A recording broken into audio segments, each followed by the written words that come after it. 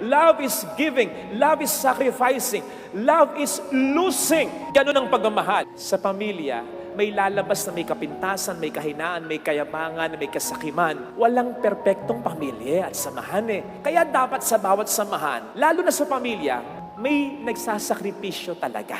May nag-a-adjust. May nagpaparaya o nagpapadaya. Yung kahit alam mong may katwiran ka, bibigay ka na lang, pwede naman eh. Yung alam mong mas may karapatan ka, pauunahin mo na sila. Pwede pa naman eh. Yung alam mong mas tama ka, pero para wag nang lumaki yung problema, sige na lang.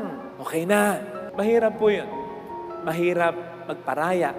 Mahirap magpadaya. Pero kakayanin natin. Kapag may pagmamahal, pag-ibig sa puso natin. Pag-ibig, hindi sa sarili, kundi sa pamilya. Pag-ibig na palabas at hindi papasok.